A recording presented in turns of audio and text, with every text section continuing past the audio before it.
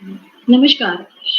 MN college Visnagar द्वारा आयोजित national education policy for higher education इंस्टीट्यूशंसના આ વેબિનારમાં કમિશનરેટ ઓફ હાયર એજ્યુકેશનથી મુખ્ય અતિથિ એડિશનલ કમિશનર શ્રી નારાયણ માધુ સાહેબ શ્રી આપણી સાથે આજે આ વેબિનારમાં જોડાશે.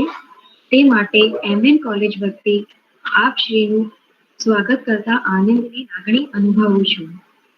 આ વેબિનારના વિદ્વાન વક્તાઓ ડોક્ટર હિતેશ રાવૈયા સર કે જેઓ professor and head of English department and vice dean of faculty of arts MS બરોડાથી અને doctor Jagdish Joshi sir professor and director HRDC ASC UGC ASC Gujarat યુનિવર્સિટીથી આપણી સાથે જોડાયેલ છે.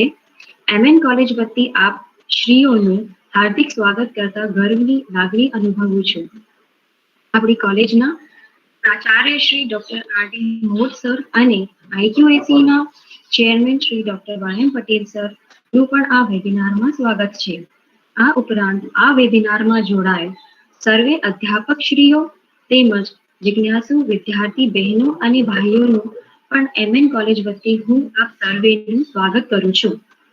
હવે હું પ્રાચાર્ય શ્રી ડોક્ટર આર.ડી. મોદ સાહેબને વિનંતી કરું છું કે તેઓ આપણને આ વેબિનાર વિશે અને અતિથિ અને વિદ્વાન વક્તાઓ વિશે આપણને માહિતી આપે. નમસ્કાર સર્વ જોડાયેલા અધ્યાપક મિત્રો, વિદ્યાર્થીઓ અને બીજા આચાર્યશ્રીઓનું હું હાર્દિક સ્વાગત કરું છું. એમએન કોલેજ વિસનગર એ ઘણા સમયથી એક આ રીતનું આયોજન કરી રહી હતી, નેશનલ એજ્યુકેશન પોલિસી પર વેબિનાર રાખવાનું, અને એમને એ દિશામાં અમને ઘણા સારા વક્તા મળ્યા છે. આજે આપણી સાથે અધિક કમિશનર શ્રી નારાયણ માધુ સાહેબ ટૂંકમાં જોડાવનાર છે. તેની સાથે doctor Hitesh Raviya, vice dean of MN university and professor and head of MN in English department, and Jagdish Joshi sir. બધા લગભગ એમનાથી તો પરિચિત જ હશે. જે લોકોએ ગુજરાત યુનિવર્સિટીમાં એકેડમિક સ્ટાફ કોલેજમાં રિફ્રેશર ઓરિએન્ટેશન કરેલા હોય તેઓ જગદીશ જોશી સાહેબથી પરિચિત ના હોય કદાચ ભાગ્યે જ બને. તો આ બંને ગેસ્ટ સ્પીકરનું આપણે સ્વાગત કરીએ છીએ. માધુ સાહેબ થોડા ટાઈમ પછી જોડાશે. હું થોડી એમએન કોલેજ વિશે પણ વાત કરી લઉં. એમએન કોલેજ એ 1946 થી સ્થપાયેલી કોલેજ છે અને સૌથી જૂની કોલેજ છે. એ વખતે અમદાવાદથી અજમેર સુધીમાં એકમાત્ર કોલેજ હતી એમએન કોલેજ, જેને એક પ્રધાનમંત્રી, 3 મુખ્યમંત્રી અને એક રાજ્યપાલ ભારતને આપેલા છે.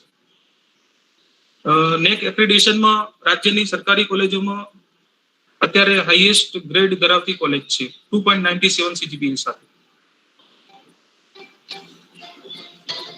અત્યારે આપણે જે વિચાર કરી રહ્યા છીએ નેશનલ એજ્યુકેશન પોલિસી 2011માં જ્યારે સેમેસ્ટર સિસ્ટમ ઇમ્પ્લિમેન્ટ થઈ, યરલી સિસ્ટમમાંથી સેમેસ્ટર સિસ્ટમ અને ત્યારબાદ ચોઇસ બેઝ ક્રેડિટ સિસ્ટમ આવી અને ઘણા બધા ફેરફારો આવી ગયા એજ્યુકેશન સિસ્ટમમાં. એ ફેરફારો આજે એક દાયકાના અંતે આ ફેરફારોમાં પણ ઘણા બીજા નવા ફેરફારો એના અનુસંધાનમાં કરવા જરૂરી રહ્યા. એના અનુસંધાનમાં ભારત સરકારે નેશનલ એજ્યુકેશન પોલિસી ઇમ્પ્લિમેન્ટ કરી. તો હવે આપણે આ પોલિસી સમજવી એટલા માટે જરૂરી છે કે આ પોલિસી એ વિદ્યાર્થીને, વાલીને, અધ્યાપકને, શૈક્ષણિક સંસ્થાઓને, યુનિવર્સિટીઓને અને રાજ્ય સરકારને અને શિક્ષણ વિભાગને કઈ રીતે અસર કરશે અને એનાથી આવનારા પરિણામો કેવા હોઈ શકે એવા વિઝનરી માર્ગદર્શન સાથે આપણી સાથે ઉત્કૃષ્ટ વક્તા ડોક્ટર હિતેશભાઈ રાવિયા અત્યારે ઉપસ્થિત છે. એમએસ યુનિવર્સિટીમાં તેઓ અંગ્રેજી વિભાગના વડા અને વાઇસ ડીન છે. અત્યારે એમએસ યુનિવર્સિટી આ નેશનલ એજ્યુકેશન પોલિસી પર ખૂબ જ સારું કામ કરી રહી છે. આ પોલિસી ઇમ્પ્લિમેન્ટ કરવા માટે એમને 19 જેટલી કમિટીઓ બનાવી છે અને આ કમિટીઓમાં જે સંકલન કરી રહ્યા છે એ હિતેશભાઈ રાવિયા સાહેબ કરી રહ્યા છે. એટલે અમને આશા છે કે અમારા અધ્યાપકોને, વિદ્યાર્થીઓને ડોક્ટર હિતેશભાઈ રાવિયા તરફથી ઘણું સારું માર્ગદર્શન મળી રહેશે અને વિઝનરી એમનું જે વિઝન છે અને વિઝનરી થી તમને સમજાવી પણ શકશે અધ્યાપકોએ શું કરવું જોઈએ, વિદ્યાર્થીઓએ શું કરવું જોઈએ. તો આવીએ, આપણે એમની વાત સાંભળીએ શાંતિથી, અને અધ્યાપકોને અને વક્તાઓને પણ વિદ્યાર્થીઓને પણ વિનંતી છે કે એમનું જ્યારે વક્તવ્ય પતે ત્યારે ક્વેશ્ચન આન્સર સેશન રાખેલું છે, તો આપ કોઈ પણ પ્રશ્ન આ સંદર્ભમાં પૂછી શકો છો એમને, અને તમને ખૂબ સારા જવાબ મળશે એવી મારી અપેક્ષા છે. Thank you. આભાર મોટ સાહેબ. મોટ સાહેબ, હું એવું માનું છું કે સંમેલનનું માધ્યમ તો ગુજરાતી જ રાખીશું, બરાબર ને? હેલો મોટ સાહેબ, મારો અવાજ સંભળાય છે? હિતેશભાઈ, ગુજરાતી જ રાખવાનું છે, વાત થઈ છે મોટ સાહેબ. હા, ઓકે ઓકે ઓકે ઓકે. હાજી. હા, તો સૌપ્રથમ તો પ્રોગ્રામની શરૂઆતમાં હું તમારા આચાર્ય શ્રી રાજેશભાઈ મોટનો ખાસ આભાર માનું છું. આમ તો મારે એમનો આભાર માનવાની જરૂર નથી, એટલા માટે કે રાજેશભાઈના અને અમારા શૈક્ષણિક સંબંધો અને વ્યક્તિગત સંબંધો 1996 થી છે, અને મેં ડોક્ટર રાજેશભાઈ મોડને આજે આપની કોલેજમાં પ્રિન્સિપાલ છે, આપની કોલેજ ખૂબ જ પ્રગતિ કરી રહી છે, પણ મેં એમને વિદ્યાર્થી કાળમાં એમના રિસર્ચ કાર્ય દરમિયાન એમને પીએચડી કરતા, મારો અભ્યાસ પણ વિદ્યાનગર હોય, મેં એમને જોયેલા છે. એટલે રાજેશભાઈ વિશે માત્ર એક જ વસ્તુ કહીશ કે એ ખૂબ જ કમિટેડ અને હાર્ડવર્કિંગ પર્સન છે, અને એટલા માટે જ એમની આખી જે શૈક્ષણિક કારકિર્દી જે છે એનો હું સાક્ષી રહ્યો છું કે 1996-97 વલ્લભ વિદ્યાનગરથી NV Patel college of pure and applied સાયન્સમાંથી એમણે અધ્યાપન કાર્ય શરૂ કર્યું, ત્યારબાદ GPSC પસાર કરી રાજકોટ ગયા, અને અત્યારે એ પ્રિન્સિપાલ તરીકેનો જે પદ સંભાળે છે. અને આ કોલેજમાં આવ્યા પછી એમને ઘણી બધી પ્રગતિ કોલેજની પણ થઈ છે, અને જ્યારે પણ કોલેજની પ્રગતિ થતી હોય છે ત્યારે વિદ્યાર્થીની, ટીચર્સની, પ્રિન્સિપાલની અને સરકારની બધાની પ્રગતિ થતી હોય છે. એટલે સૌપ્રથમ તો હું કોલેજ અને કોલેજ પરિવાર તમામ લોકોને હું ખાસ અભિનંદન આપું છું કે આ NEP 2020 વિશે એક ઇન્ટ્રોડક્ટરી વેબિનારનું આયોજન કર્યું છે. હું કાર્યક્રમની શરૂઆત કરું અથવા હું સ્પીચની શરૂઆત કરું એ પહેલા હું બહુ સ્પષ્ટપણે કહેવા માંગુ છું કે આપ સૌ વિદ્વાન મિત્રો છો, આપણે બધા સાથી અધ્યાપકો છીએ, એટલે અહીંયા કોઈ હું એક્સપર્ટ છું કે હું રિસોર્સ પર્સન છું એ ભાવ સાથે હું અહીંયા નથી આવ્યો. ઘણી વખત એવું બનતું હોય છે કે દરેકના પોતાના કાર્યક્ષેત્રો હોય છે, તો મેં છેલ્લા 2 મહિનાથી NEP સાથે સંકળાયેલી અલગ અલગ કમિટીમાં અમારી યુનિવર્સિટીમાં કાર્ય કરેલું છે, એટલે મારો આજનો જે હેતુ છે એ માત્ર NEP 2020 વિશે માહિતી આપવાનો છે. મારી દરેક અધ્યાપકોને એવી નમ્ર વિનંતી છે કે આ વેબિનાર પતી જાય પછી મેં રાજેશભાઈને, ડૉક્ટર રાજેશભાઈ મોટ સાહેબ સાથે વાત કરી છે કે એ લોકો તમને સોફ્ટ કોપીમાં NEP 2020ની કોપી પણ આપશે, એટલે દરેક અધ્યાપકે આ NEP 2020 એટલે કે નેશનલ એજ્યુકેશન પોલિસી જે છે એનું લાઇન બાય લાઇન વાંચન કરવું જોઈએ. લકીલી હવે આપણી પાસે એની ઇંગ્લિશ, હિન્દી અને ગુજરાતી 3 એડિશન અવેલેબલ છે, એટલે એના ઉપરથી જ આપણે કહી શકીએ કે એનું કેટલું મહત્વ છે. તો જ્યારે પણ આપણે NEPની વાત કરીએ છીએ અને સમાચાર પત્રોમાં અલગ અલગ વેબિનાર પણ થઈ ગયા, એમાં પણ આપણે જોયું છે કે એજ્યુકેશન પોલિસી 1986 પછી જો કોઈ મેજર ચેન્જ ભારતના શૈક્ષણિક વિશ્વમાં અને ખાસ કરીને હાયર એજ્યુકેશનમાં આવ્યો હોય તો એ NEP 2020 છે. તો એની પ્રસ્તાવના અમારે માત્ર એટલું જ કહેવું છે કે સમગ્ર NEPમાં સ્કૂલ અને હાયર એજ્યુકેશન એ બંને 2 વિભાગમાં એની ચર્ચા કરવામાં આવેલી છે. એટલે હું બહુ જ ટૂંકમાં હાયર એજ્યુકેશનની વાત કરું તો હાયર એજ્યુકેશનમાં પણ લગભગ અંદાજે 10 થી 15 જેટલા અલગ અલગ પોઈન્ટ્સ છે, એટલે આટલા ટૂંકા ગાળામાં સમગ્ર હાયર એજ્યુકેશનની વાત કરવી શક્ય નહીં બને, પરંતુ તમને બહુ જ બ્રીફલી જો હું જણાવું તો, કારણ કે મારા વક્તવ્ય પછી પ્રોફેસર જગદીશ જોશી પણ આપણી સાથે ઉપસ્થિત છે, તો સમગ્ર NEP જે છે એને 2 ભાગમાં વહેંચવામાં આવ્યું છે, એક સ્કૂલ એજ્યુકેશન અને પાર્ટ 2 હાયર એજ્યુકેશન, અને પાર્ટ 3 છે અધર કી એરિયાઝ, અને પાર્ટ 4 છે એનું ઇમ્પ્લિમેન્ટેશન કઈ રીતે થાય, એટલે કે મેકિંગ ઇટ હેપન. એટલે કે આખી NEP, આખી ન્યૂ એજ્યુકેશન પોલિસી છે એને 27 ભાગમાં વહેંચવામાં આવી છે. એમાંથી પ્રથમ ભાગ છે, પ્રથમ ચેપ્ટર નંબર 1 to 8 એ સ્કૂલ એજ્યુકેશનના છે. ચેપ્ટર નંબર 9 થી શરૂ કરીને 19, એટલે 9 થી 19 એટલે કે 11 ચેપ્ટર્સ એવા છે કે જે માત્ર ને માત્ર ઉચ્ચ શિક્ષણ એટલે હાયર એજ્યુકેશનને અનુરૂપ છે. ચેપ્ટર નંબર 20 થી 24 જે છે એ અલગ અલગ એરિયાઝની વાત છે કે હોલિસ્ટિક એજ્યુકેશન કઈ રીતે લાવવું, પ્રોફેશનલ ડેવલપમેન્ટ કઈ રીતે લાવવું, અને છેલ્લા જે 3 ચેપ્ટર છે એને ઇમ્પ્લિમેન્ટેશન કઈ રીતે કરવું એની ચર્ચા છે. તો હું દરેક ચેપ્ટરની બહુ ટૂંકમાં માહિતી આપીશ, અને મારો જે વિષય છે ને જેના ઉપર મારે ખાસ બોલવું છે તે 1 કે 2 ટોપિક ઉપર હું વધારે બોલીશ. તો પાર્ટ 2 જે છે હાયર એજ્યુકેશનમાં, તો કે એનઈપીમાંથી કયા કયા ફેરફાર આવશે. તો સૌપ્રથમ તો એ કે દરેક ટીચરે હવે એક વસ્તુ શીખી લેવી પડશે કે મારો વિષય, કે મારું ફિઝિક્સ, મારું ઇંગ્લિશ, મારો જે આ સ્પેશિયલાઇઝેશન, એકદમ નેરો સ્પેશિયલાઇઝેશન છે, એ એનઈપીમાંથી એક દૂર કરવાનો પ્રયત્ન છે. એટલા માટે કે હંમેશા એવું જોવામાં આવ્યું છે કે ભારતની જે ઉચ્ચ શિક્ષણ પદ્ધતિ છે એ ઘણા ખરે અંશે to certain extent it has failed. That means કે બાળક છે, વિદ્યાર્થી છે, જ્યારે ગ્રેજ્યુએશન પ્રાપ્ત પણ કરી લે છે ત્યાર પછી પણ એનામાં જે સ્કિલ ડેવલપમેન્ટ હોવું જોઈએ એનો અભાવ જોવા મળે છે. એના 2 કે 3 એક્ઝામ્પલ્સ હું આપી શકું. કે ધારો કે હું મારા વિષયનું એક્ઝામ્પલ આપું કે કોઈ વિદ્યાર્થી BA ઇંગ્લિશ કે MA ઇંગ્લિશ થઈ જાય, પછી એ પ્રૂફ રીડિંગ ના કરી શકે, એ ટ્રાન્સલેશન ના કરી શકે, એ પોતાની રીતે વ્યક્તિગત 50 પેજ અંગ્રેજીમાં લખી ના શકે, કે 10 કે 15-20 મિનિટ સારું અંગ્રેજી બોલી ન શકે, તો એ ડિગ્રીનો કોઈ અર્થ રહેતો નથી. એ જ રીતે એ ઇલેક્ટ્રોનિક્સ હોય, બી ઇલેક્ટ્રોનિક્સ હોય, પણ એને ફંડામેન્ટલ્સ ઘરમાં એક ફ્યુઝ બાંધવાનો હોય તો પણ બી ઇલેક્ટ્રોનિક્સને ક્યારેક આ ફ્યુઝ બાંધતા નથી આવડતું હતો. એનો અર્થ શું થાય કે અત્યાર સુધીનું આપણું જે શિક્ષણ હતું એ થિયરી ઉપર આધારિત હતું.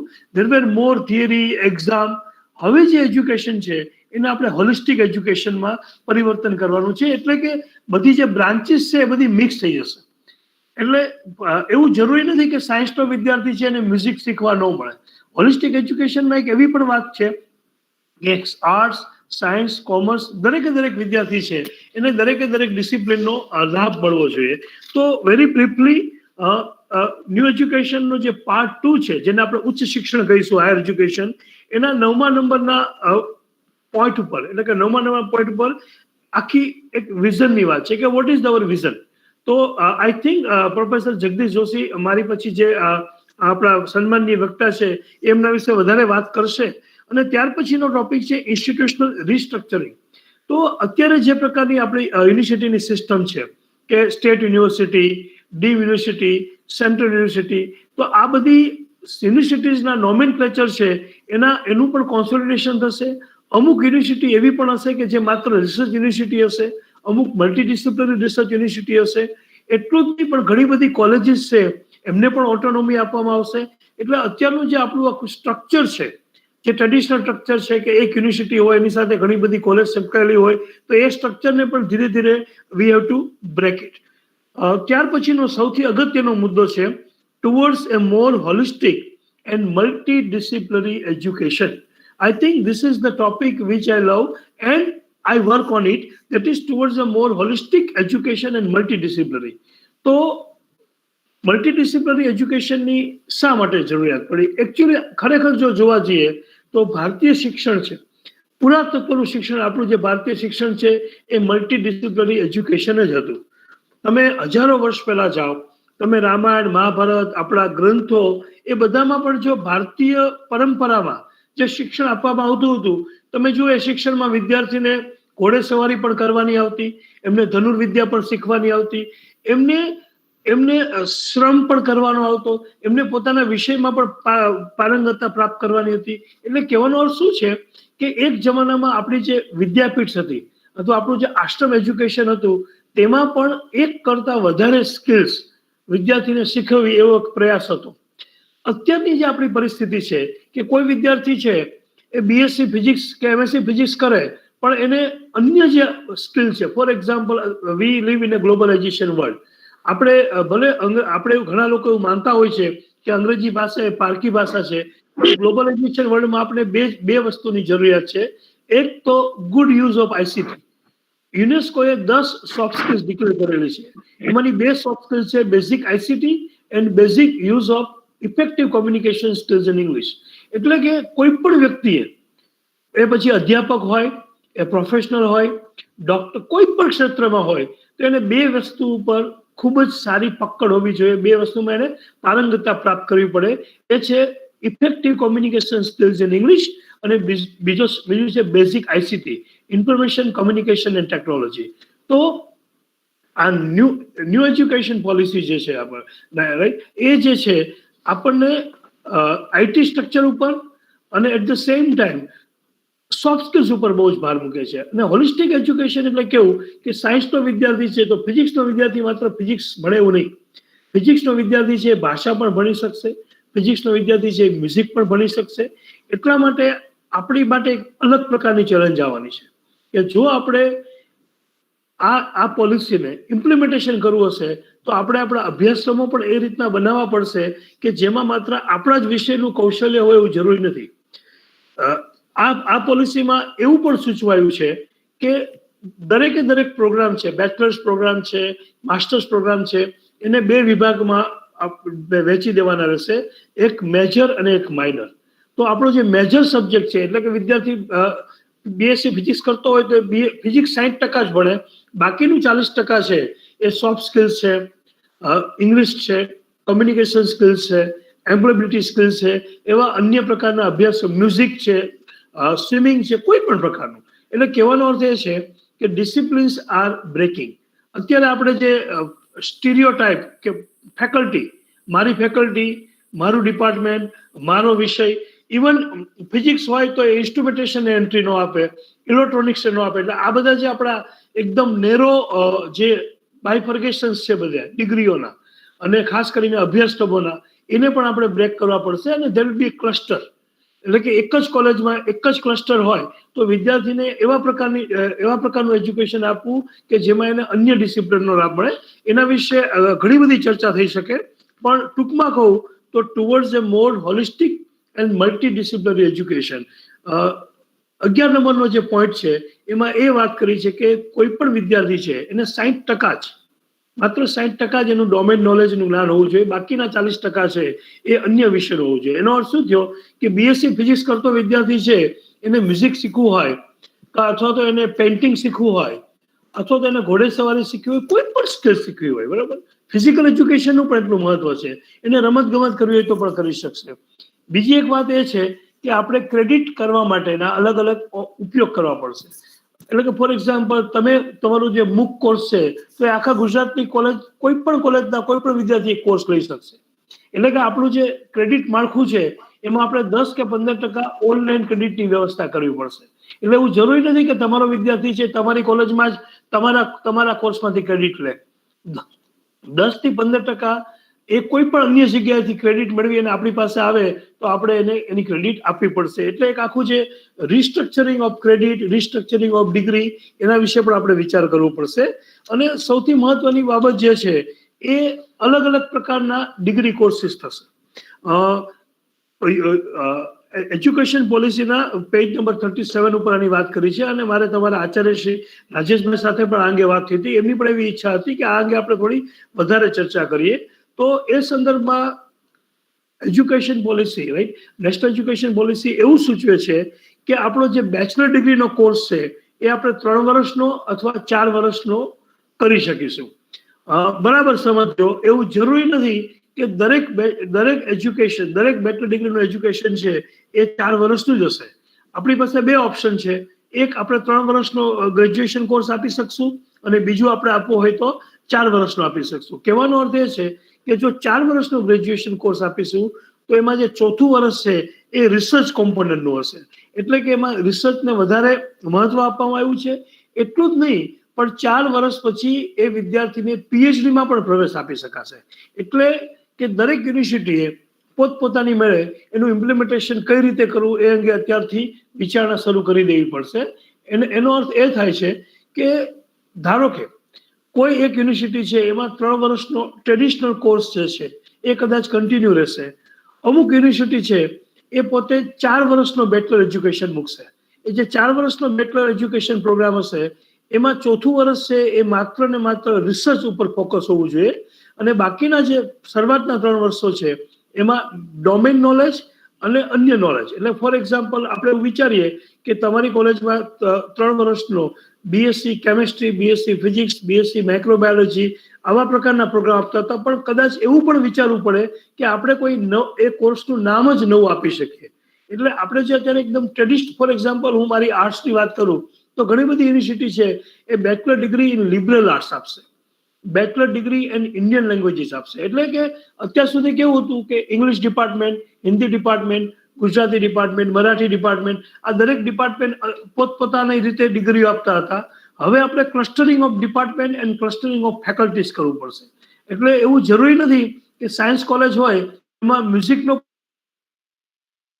એ બધી જે ડિગ્રી આપી છે. એટલે એનો શું થશે કે આનું સૌથી મોટી જે ચેલેન્જ છે એ સરકાર ઉપર આવશે.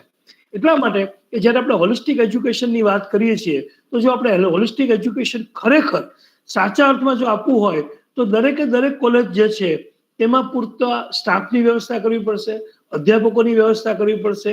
કારણ કે સિલેબસ જો આપણે સંપૂર્ણ રીતે હોલિસ્ટિક એજ્યુકેશનમાં જશું તો એવું પણ બની શકે કે ઘણી બધી એન્જિનિયરિંગ કોલેજ, ઘણી બધી સાયન્સ કોલેજ છે, એમની પાસે અંગ્રેજી સિવાય બીજા કોઈ ટીચર જ નથી.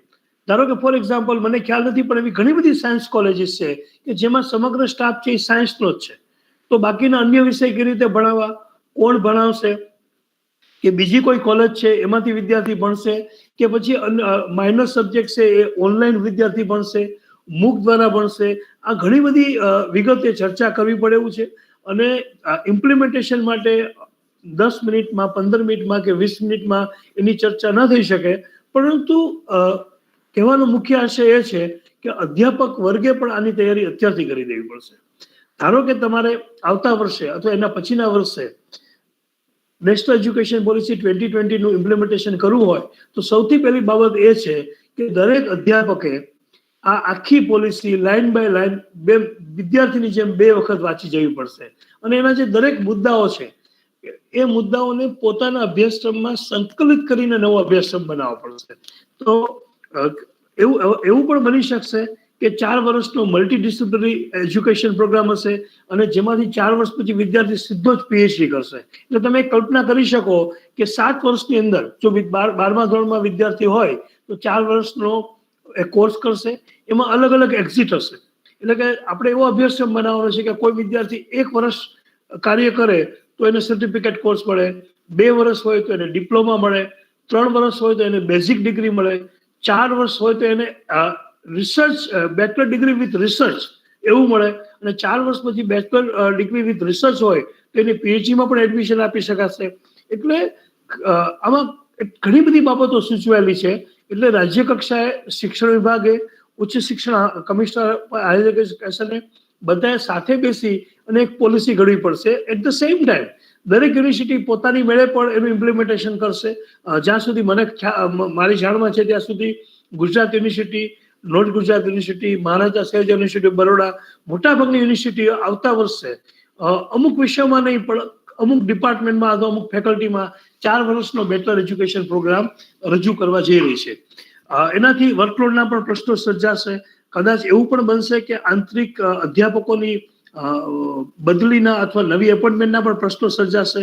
કારણ કે તમે જ્યારે જો 60% મેજર સબ્જેક્ટ અને 40% અન્ય સબ્જેક્ટ સાથે જો ડિગ્રી આપીશો તો આ બધી વહીવટી પણ ઘણી બધી સમસ્યાઓ પણ સર્જાશે. અને એનો મુખ્ય આશય એ છે કે વિદ્યાર્થીને ઓવરઓલ ડેવલપમેન્ટ એનું થાય.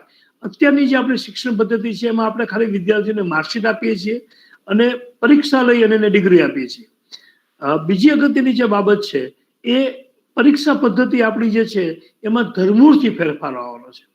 મોટા ભાગનું ઇવેલ્યુએશન છે એ ટીચરે પોતે કરવું પડશે.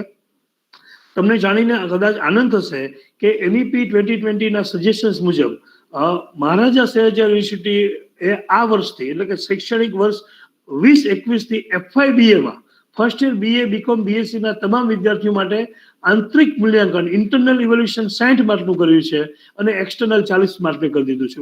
સૌથી અગત્યની ભલામણ જે છે એ continuous evaluation, group discussion, project work, એટલે વિદ્યાર્થીનું સમગ્ર સેમેસ્ટર દરમિયાન સતત મૂલ્યાંકન થાય.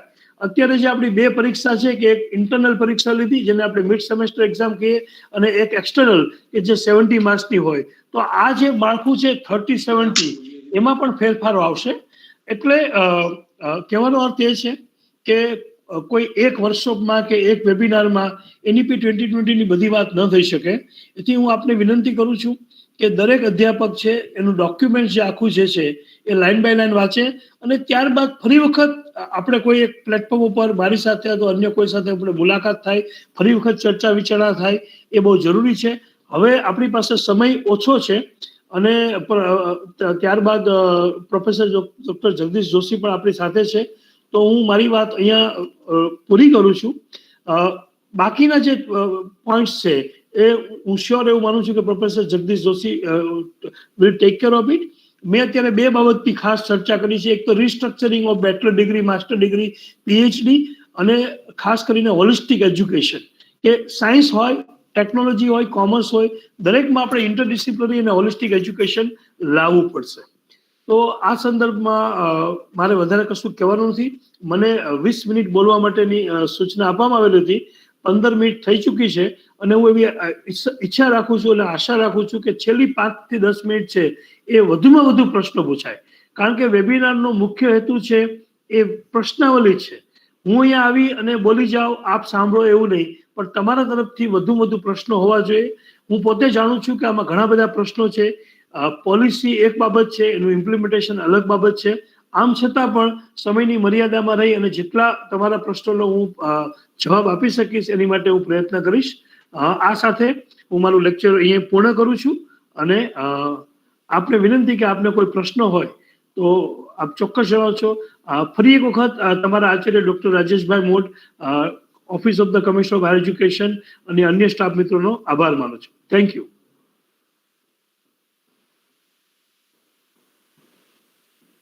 રાજેશભાઈ. હા, રાજા સાહેબ, આપણે ખૂબ સારું આપ્યું પ્રવચન અને માહિતી પણ સારી આપી. આપણી સાથે આપણા અધિક કમિશનર શ્રી માધુ સાહેબ જોડાયેલા છે, એમને હું આવકારું છું. અત્યારે આપણે ક્વેશ્ચન આન્સરનો જે છે સેશન, એમાં કોઈને ક્વેશ્ચન પૂછવા હોય તો પૂછી શકે છે. પણ રાજા સાહેબ, મારે પણ એક પ્રશ્ન પૂછવો હતો તમને આ બાબતમાં. બિલકુલ બિલકુલ સાહેબ. માહિતી આપી શકાય કે અધ્યાપકોએ હવે એમના એકેડેમિક ડેવલપમેન્ટમાં કઈ તરફ ધ્યાન આપવું પડશે આ એજ્યુકેશન? સૌથી પહેલી વાત તો એ છે કે અધ્યાપકે જે કોઈ પોતાના એક જ ડોમેનમાં કામ કરતા હતા, એટલે ધારો કે હું ઇંગ્લિશનો અધ્યાપક છું તો હું માત્ર ઇંગ્લિશ ભણાવું એવું નહીં. હું અંગ્રેજીનો અધ્યાપક હોય તો મારે જે અન્ય ડોમેન છે, ધારો કે સોફ્ટ સ્કિલ્સ છે અથવા તો એકેડેમિક ઇન્ટિગ્રિટી છે, રિસર્ચ સ્કિલ્સ છે, એટલે એવા ઘણા બધા ટોપિકનું એક લિસ્ટ છે કે જેમાં દરેક અધ્યાપકે રસ કેળવવો પડશે. અને બીજી અગત્યની વાત છે એ ક્વોલિટી રિસર્ચ પબ્લિકેશન્સ. તો આપને ખ્યાલ છે કે યુજીસી પબ્લિકેશન્સ બાબતમાં બહુ જ સ્ટ્રિક્ટ છે. તો યુજીસી ટેર લિસ્ટ જે બન્યું છે, તો ઉચ્ચ ક્વોલિટીના પ્રકાશન હશે ભવિષ્યમાં. હું એવું માનું છું કે કદાચ publication will be a part of promotion. એટલે આપણું ભવિષ્યનું જે શૈક્ષણિક પ્રમોશન છે, આપણા પગાર ધોરણો છે, બધું જ છે એ આપણા રિસર્ચ પોઈન્ટ સાથે લિંક થઈ જશે. એટલે એક જે જમાનો હતો કે ભાઈ અધ્યાપક તરીકે માણસ નોકરી કરે અને ત્યારબાદ 25 વર્ષ કાંઈ પણ કામ ન કર્યું હોય તો પણ એ આરામથી નિવૃત્ત થઈ શકતો હતો, એવું કદાચ હવે નહીં બને. અને આમ પણ તમને કદાચ ખ્યાલ જ હશે કે જે યુજીસી રેગ્યુલેશન્સ 2018 છે એમાં એવી ઘણી બધી જોગવાઈ છે કે જો અધ્યાપક પોતે સારો રિસર્ચકાર નથી, સારી વસ્તુ તરીકે પોતે એસ્ટાબ્લિશ નથી કરી શકતો, તો એના આગળ પ્રમોશનો પણ બંધ થઈ જવાના છે. અને યુનિવર્સિટી લેવલે તો પીએચડી કમ્પલસરી છે. જે અધ્યાપકને પીએચડી નહીં હોય એને 2021 પછી એનો સ્ટેજ 2 નો જે સેલરી છે એ પણ નથી મળવાનો. એટલે ડે બાય ડે યુજીસી અને એમએચઆરડી એવી સ્પષ્ટ અપેક્ષા રાખે છે. અને હું એવું માનું છું કે શિક્ષક તરીકે આપણી 3 બાબતોની જવાબદારી છે: ટીચિંગ, લર્નિંગ અને રિસર્ચ. લર્નિંગ હું એટલા માટે કહું છું કે શિક્ષકે પણ સતત નવું શીખવું પડશે. આપણે એવું માની લઈએ કે હું અધ્યાપક છું, હું પ્રોફેસર છું, એસોસિએટ પ્રોફેસર છું અને હવે મારે કાંઈ નવું વાંચવાની જરૂર નથી, નવું શીખવાની જરૂર નથી, તો એ શક્ય નહીં બને. તો અધ્યાપક માટે ઘણી બધી ચેલેન્જ છે. એમને એક્સટેન્શન એક્ટિવિટીઝ કરવી પડશે, એમને રિસર્ચ કરવું પડશે, એમને નવા મોડમાં ભણાવવાની તૈયારી પણ રાખવી પડશે. એટલા માટે કે online education is A reality. તો ઓનલાઈન એજ્યુકેશન, ડિજિટલ એજ્યુકેશન, મૂક, એમએચઆરડીના કેટલા બધા ડિજિટલ ઇનિશિયેટિવ્સ છે, એમાં પણ એમને ભાગ લેવો પડશે. એટલે 21st century requires new skills from teachers as well as students. આપણે જો એવું કહેતા હોય કે 21મી સદીમાં દરેક વસ્તુની અસર થઈ છે તો ટીચરને અને ટીચિંગને પણ થઈ છે. એટલે teacher of 21st century requires new skills of digital era. અને જેના વિશે આખી અલગથી વાત થઈ શકે કે which are the accountability and which are the skills we require. પણ in short, there are so many challenges for the teachers. Those who work will survive. છેલ્લે એક વાક્ય કહું છું કે those teachers who use only chalk and talk, they will not survive after 5 years. It is very clear that chalk and talk method is gone. You have to evolve yourself, you have to develop yourself, particularly in terms of IT skills, digital skills, research, soft skills, employability skills. ઘણી બધી વસ્તુઓ આપણે વિદ્યાર્થીને પણ શીખવવી પડશે અને આપણે પણ શીખવી પડશે. Thank you sir.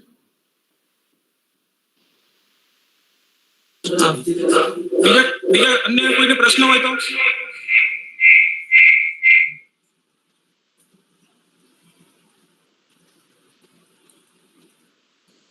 અન્ય કોઈને પ્રશ્ન ન હોય તો આપણે માધુ સરને હું આવકારું છું. થોડું માધુ સરનો આપણે પરિચય લઈએ. આમ તો જાણીએ જ છે બધા, બહુ એક્ટિવ અને ડાયનામિક ડિસ્ટ્રિક્ટ કમિશનર તરીકે સેવા આપી રહ્યા છે અને આખા શિક્ષણ વિભાગને એમને ધમધમતું કરી નાખ્યું છે. ડિજિટલ એજ્યુકેશન હોય કે પછી પ્રવૃત્તિ હોય કે પ્રોજેક્ટ હોય, દરેક બાબતમાં એ માઇન્યુટલી જઈ અને રસ લઈ રહ્યા છે. શ્રી માધુ સાહેબનો જન્મ લુણાવાડા મહીસાગર મુકામે થયો હતો. તેઓ લુણાવાડા એમનું સ્કૂલ એજ્યુકેશન લુણાવાડામાં થયેલું છે. ત્યારબાદ એમને એલડી એન્જિનિયરિંગ કોલેજ અમદાવાદથી BE એન્વાયરમેન્ટલનો કોર્સ કરેલો છે. 2005માં તેઓ સંધિ સેવામાં મામલતદાર તરીકે જોડાયા હતા અને ત્યારબાદ 2012માં ડેપ્યુટી કલેક્ટર અને 2018માં એડિશનલ કલેક્ટર તરીકે પ્રમોશન લીધેલું છે. તેઓ સેલ્ફ સ્ટાર્ટર ઓફ ગુજરાત નામક સેવાભાવી પ્લેટફોર્મની રચના કરી. હાલ વડોદરાની અમદાવાદની 40 જેટલી સામાજિક સંસ્થાઓ સાથે જોડાયેલા છે અને તેના ચીફ કોઓર્ડિનેટર છે. અને તેનો લાભ આપણને ઇનડાયરેક્ટલી આપણને મળી રહ્યો છે. શિક્ષણ વિભાગે લાભ લઈ રહ્યું છે, વિદ્યાર્થીઓ લાભ લઈ રહ્યા છે અને જેમ મલ્ટીડિસિપ્લિનરી સબ્જેક્ટ હોય છે એમ સાહેબનો પણ મલ્ટીડિસિપ્લિનરી એપ્રોચ છે, જે દરેક લેવલે શિક્ષણના રૂટમાં જઈને ડેવલપ કરવા પ્રયત્ન કરી રહ્યા છે. મધુ સાહેબ, ખૂબ ખૂબ આભાર. આપે અમારી સાથે જોડાયા, નેશનલ એજ્યુકેશન પોલિસી માટે આપે અમારું આમંત્રણ સ્વીકાર્યું, એ બદલ આપનો આભાર માનું છું અને આપ આ વિશે કંઈક કહેશો એવી મારી અપેક્ષા છે. થેન્ક યુ મોર સાહેબ. આજના વેબિનારમાં ઉપસ્થિત પ્રિન્સિપાલ શ્રી મોર સાહેબ, મારા સાથી વક્તા શ્રી રાવિયા સાહેબ, અગાઉના વક્તા શ્રી બોલી ગયા છે એનું મારે બીજી મીટિંગમાં હોવાથી ધ્યાનમાં નથી, એટલે કદાચ થોડુંક રિપીટેશન થશે, પણ હું લાંબુ નહીં ખેંચું. Education is the manifestation of divinity, એવું કીધું છે સ્વામી વિવેકાનંદે. દેશના આર્થિક, સામાજિક, રાજકીય અને સાંસ્કૃતિકમાં જો કોઈ પરિવર્તન કરવું હોય તો શિક્ષણ એકમાત્ર વિકલ્પ છે, એવું નાના માણસથી પ્રાઇમ મિનિસ્ટર સુધી બધાને ખબર છે. પણ કંભાગે આપણી જે શિક્ષા પદ્ધતિ એવી દાખલ થઈ ગઈ છે કે એવા ગ્રેજ્યુએટ આપણે ત્યાં નીકળી ગયા છે કે જેમને સાદી અરજી લખતા નથી આવડતું અથવા તો પોતાનો બાયોડેટા પણ લખતા આવડતું નથી. એવા ઇલેક્ટ્રિક એન્જિનિયર આપણે તૈયાર કરી રહ્યા છે કે જેને પોતાના ઘરે પણ ઇલેક્ટ્રિકની રિપેરિંગ માટે ઇલેક્ટ્રિશિયનને બોલાવવું પડે છે. શિક્ષા પદ્ધતિ ખબર નહીં કેમ આપણે છેલ્લા કેટલાક વર્ષોથી એવી થઈ ગઈ છે કે જેમાં કોઈ થ્રિલ નથી રહ્યું. વિદ્યાર્થીને પણ ક્લાસરૂમમાં જવાનો કોઈ રોમાંચ નથી આવતો. એને એમ નથી થતું કે આજે કઈ નવું શીખવા મળશે. જે થઈ રહ્યું છે માત્ર ટ્રેનિંગ થઈ રહી છે, શિક્ષા નથી થઈ રહી. ટ્રેનિંગ તો સર્કસમાં પણ થાય છે કે જયારે ચાબુકના હંટરથી સિંહ છે તે એક ટેબલ પરથી બીજા ટેબલ પર જતો રહે છે, પણ એ ટ્રેનિંગ છે, આપણે એને એજ્યુકેશન શિક્ષા નથી કહેતા. તો શિક્ષા એ સર્વ વ્યવસ્થાઓની સુધારણાનું મૂળ છે, એવું સ્વામી વિવેકાનંદે કીધું છે. એટલા માટે શિક્ષા પદ્ધતિમાં બદલ કરવો ખૂબ જરૂરી હતો. એટલે આ એક નવી શિક્ષા નીતિ 2020માં આવી છે.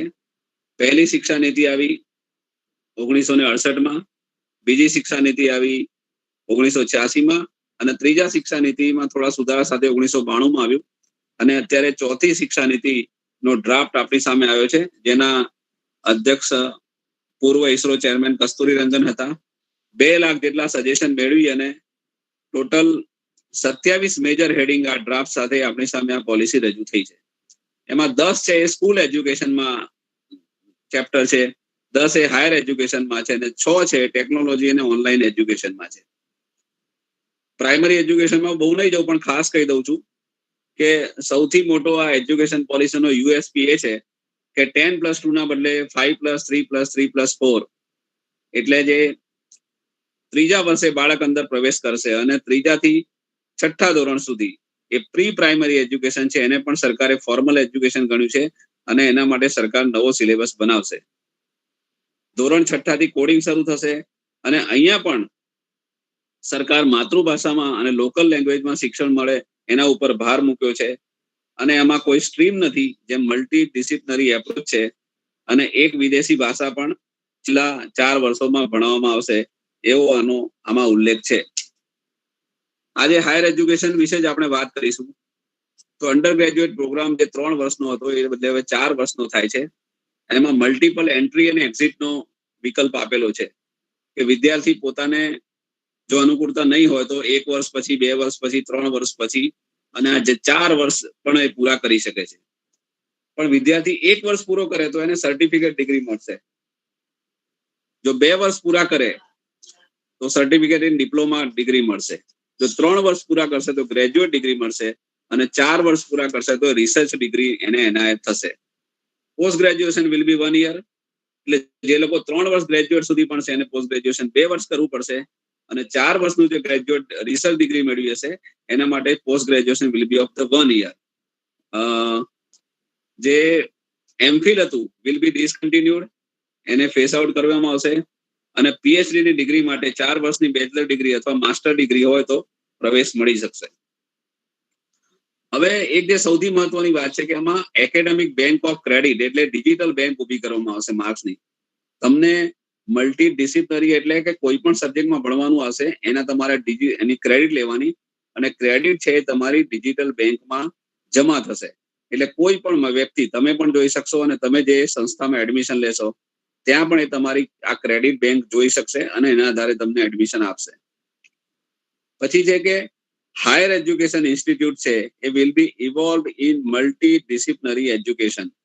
એટલે જે single institution offering single stream such as technical education must be phased out and all universities and college must focus on becoming multi by 2030. Engineering છે તો એન્જિનિયરિંગમાં એની સાથે ઇકોનોમિક્સ પણ ભણી શકશે, એન્જિનિયરિંગની સાથે મ્યુઝિક ભણી શકશે અથવા તો ફિઝિક્સ સાથે પણ મ્યુઝિક બની શકશે. કેટલીક જે હાયર એજ્યુકેશન ઇન્સ્ટિટ્યૂટ છે, દાખલા તરીકે આઈઆઈટી દિલ્હી, એમાં એન્જિનિયરિંગની સાથે હ્યુમેનિટીઝ અને પબ્લિક પોલિસી 2 વિષય એમણે ચાલુ કર્યા છે. આઈઆઈટી ખડગપુરે સ્કૂલ ઓફ મેડિકલ સાયન્સ ચાલુ કર્યું છે. એમઆઈટી મેસેચ્યુસેટ્સ ઇન્સ્ટિટ્યૂટ ટેકનોલોજીએ માં પણ હ્યુમેનિટીઝ ડિપાર્ટમેન્ટ શરૂ કર્યો છે. આ સબ્જેક્ટ શરૂ કરવાનું કારણ એ છે કે સિવિલ એન્જિનિયર હોય તો એને how to build a dam is not going to solve a problem, but he needs also to know the environment and social impact of the building a dam. એટલે એને ઇકોનોમિક્સ, બિઝનેસ સ્ટડીઝ આ બધા વિષય પણ ભણવા જોઈએ એવી નવા શિક્ષણ નીતિમાં એ વ્યવસ્થા કરવામાં આવી છે. આ હાયર એજ્યુકેશન ઇન્સ્ટિટ્યૂટ્સ માટે એક higher education council of India બનાવવામાં આવશે જેનું નામ છે higher education council of India. એ રેગ્યુલેશન, ફંડિંગ, એક્રેડિટેશન અને setting standards for learning outcomes આ 4 વસ્તુઓ પર કામ કરશે. એક મહત્વની વાત છે કે નેશનલ રિસર્ચ ફાઉન્ડેશનની આમાં રચના કરવામાં આવશે જે બધી જ રિસર્ચ પ્રવૃત્તિઓનું કોઓર્ડિનેશન કરશે. એના ફંડિંગ અને મેન્ટરિંગ માટે એક નોડલ સંસ્થા તરીકે આખા દેશમાં કામ કરશે અને એના માટે પ્રાઇમ મિનિસ્ટર શ્રી પોતે ધ્યાન આપી રહ્યા છે. પછી આ કોરોનાના કારણે આપણે ઓવરનાઇટ ઓનલાઈન ટીચિંગમાં આપણે કન્વર્ટ થવું પડ્યું છે, જે આ પોલિસી અંતર્ગત નેશનલ એજ્યુકેશનલ ટેકનોલોજી ફોરમ બનાવવામાં આવશે. આ ફોરમ છે future idea on use of technology, enhance learning, assessment, planning અને એડમિનિસ્ટ્રેશન આ બધા વિષયો ઉપર ધ્યાન આપશે. પછી જે હાયર એજ્યુકેશનની જે ફી, જે ઘણી બધી સંસ્થાઓ હોય છે જે વધુ ફી લે છે એના ઉપર લગામ લાવવામાં આવશે અને એક મેક્સિમમ કેપ ઓફ ફી નક્કી કરવામાં આવશે. એનાથી વધુ કોઈ કોલેજ એ ફી નહીં લે. પછી જે હાલની જે સંસ્થાઓ છે એ સંસ્થાઓને કહેવામાં આવશે કે તમે A થી A+ ગ્રેડમાં લાવો, B થી A લાવો. એટલે પોતાના ગ્રેડ જે અત્યારે છે એનાથી વધારે અપગ્રેડ કરવા માટે કીધું છે અને જે કોલેજો આ નહીં કરે એને 15 વર્ષમાં ફેસ આઉટ કરવામાં આવશે. પછી દરેક જિલ્લા, પછી એક મહત્વની વાત છે કે ગ્રોસ એનરોલમેન્ટ રેશિયો એ અત્યારે 26% છે, જે 50% સુધી લઈ જવાનું એક મહત્વાકાંક્ષી લક્ષ્યાંક રાખવામાં આવ્યો છે અને જીડીપીના 6% આ માટે ફાળવવામાં આવશે એવું એક લક્ષ્યાંક આમાં રાખવામાં આવ્યો છે. અને દરેક જિલ્લામાં એક મલ્ટી ડિસિપ્લિનરી કોલેજ હશે જે બધી કોલેજોમાં એન્ટ્રન્સ માટે કોમન એક્ઝામ લેશે અને એના માટે એક નેશનલ ટેસ્ટિંગ એજન્સીની પણ રચના કરવામાં આવી છે. આગળ વાત કરી દીધી છે મલ્ટી ડિસિપ્લિનરી એજ્યુકેશન, એટલે વિદ્યાર્થી પોતાને મનગમતા વિષયો ભણી શકે. અત્યાર સુધી જે કરિક્યુલર એક્ટિવિટી હતી, મ્યુઝિક છે, ડિબેટિંગ છે, આ બધી વસ્તુઓ હવે કરિક્યુલમનો ભાગ બનશે અને એમાં પણ એને ક્રેડિટ મળશે. એક પ્રાઇમરી એજ્યુકેશન, સેકન્ડરી એજ્યુકેશનની વાત કરી દઉં કે દરેક વિદ્યાર્થીને આખા વર્ષમાં 15 દિવસ કોઈ પણ એક સ્કિલ શીખવા માટે 15 દિવસનું એક ટ્રેનિંગ કરવાનું રહેશે. અને એમાં વિચાર એવું છે કે દર 15 દિવસ કોઈ એક સ્કિલમાં પારંગત બને અને 12મું પૂરું કરે ત્યાં સુધી એને એક લાઇટ સ્કિલમાં એ પારંગત હોય, એટલે એને પછી નોકરી માટે નોલેજેબલ અને એમ્પ્લોયેબલ રહે. આના માટે એક પોર્ટલ બનાવવામાં આવશે આર્ટિફિશિયલ ઇન્ટેલિજન્સની મદદથી, અને એના પેરેન્ટ સાથે વાતચીત કરી અને પછી એ વિષય એનો નક્કી કરવામાં આવશે. શિક્ષકોની સજ્જતા પણ ધ્યાનમાં વાત કરવામાં આવી છે, જેમ આગળના વક્તાએ વાત કરી છેલ્લે કે શિક્ષકો એ પોતાના જે વર્તમાન પ્રવાહો છે નોલેજના અથવા તો નવા ઇન્વેન્શન સાથે, ટેકનોલોજી સાથે સજ્જ થવું પડશે, નવા પ્રવાહો સંશોધનો સાથે માહિતગાર થવું પડશે. એક જ વિષયના પ્રોફેસરે નહીં ચાલે, પ્રોફેસરે મલ્ટી ડાયમેન્શનલ થવું પડશે, વધુ વિષયો એક કરતા વધુ વિષયો શીખી શકે એ માટેની તૈયારી રાખવી પડશે. ટૂંકમાં આ જે નવી એજ્યુકેશન પોલિસી છે એ છે 5+3+3+4, મલ્ટી ડિસિપ્લિનરી સ્કિલ અને પ્રેક્ટિકલ નોલેજ પર ધ્યાન આપવામાં આવશે. એટલે અત્યારનો જે સિલેબસ છે એ બહુ વધારે પડતો છે. હવે જે નવો સિલેબસ આવશે માત્ર એસેન્શિયલ કન્ટેન્ટ, એટલે એને આવડી જાય એટલા પૂરતું ધ્યાન આવશે અને વધુમાં વધુ પ્રેક્ટિકલ નોલેજ અને અન્ય પ્રવૃત્તિ માટે સમય ફાળવી શકે એવો સિલેબસ બનાવવામાં આવશે. કારણ કે આપણે ત્યાં જે છે રોટ લર્નિંગ છે, મોટે ભાગે જે વસ્તુ માણસ સારી રીતે ગોખી શકે છે અને ગોખેલું યાદ રહે એ સમયે એ જ વસ્તુ એ જ વિદ્યાર્થી નંબર 1 આવે છે, પણ પ્રેક્ટિકલમાં પછી એ આગળ વધી શકતા નથી. તો એના બદલે મૌલિક શીખી શકે, વધુમાં વધુ પ્રેક્ટિકલ ટ્રેનિંગ થાય એવા વિષયો તરફ એવું આ શિક્ષા નીતિ, એવો સિલેબસ બનાવવામાં આવશે, એવા ઇન્સ્ટિટ્યૂટ બનાવવામાં આવશે કે ભારતમાં છેલ્લો નોબેલ લોરિયેટ કોઈ હોય તો 1930માં માત્ર એક ભારતીયને મળ્યું છે, સીવી રામનને. ત્યાર પછી ભારતમાં જન્મેલા કોઈ ભારતીયને નોબેલ પારિતોષિક મળ્યું નથી.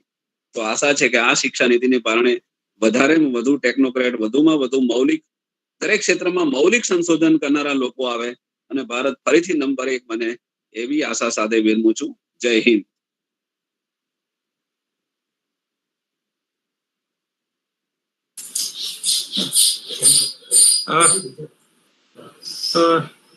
કોઈને અધ્યાપકોને કઈ ક્વેશ્ચન હોય તો માતુતરને કરી શકે છે.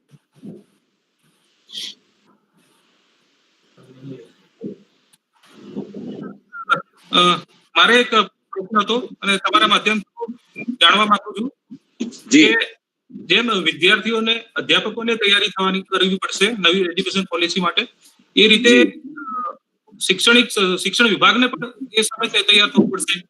એમાં પણ મેન પાવર 4 વર્ષનું થાય એટલે બદલાય, વર્કલોડ થશે, વધશે. ઘણી જગ્યાએ અમુક વિષયોમાં સરપ્લસ થાય, જે લોકો કોપ અપ નહીં કરી શકે મલ્ટીડિસિપ્લિનરી એપ્રોચ સાથે, ત્યાં સરપ્લસના પ્રશ્નો આવશે. તો આ બીજું, આ પોલિસી ક્યારથી ઇમ્પ્લિમેન્ટ જલ્દીમાં જલ્દી કરવાનું શિક્ષણ વિભાગ વિચારી રહ્યો છે? સરકારે, ગુજરાત સરકારના શિક્ષણ વિભાગે આ માટે પ્રાઇમરી એજ્યુકેશન માટે અને હાયર સેકન્ડરી માટે અલગ એની એક કમિટી બનાવી દીધી છે કે જેના ઇમ્પ્લિમેન્ટેશનના અલગ પાસાઓ પર અભ્યાસ કરી સરકારને રિપોર્ટ આપશે. એની એક મીટિંગ થઈ ગઈ છે અને દરેકને એક વિષય આપી દેવામાં આવે છે, દરેક ટીમને.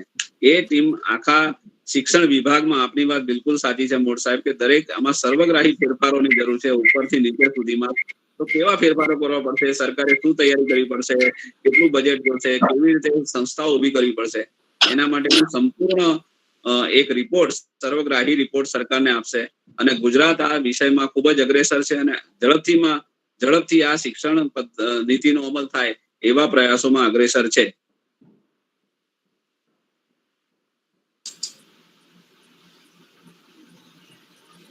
અન્ય કોઈને ક્વેશ્ચન પૂછવો હોય તો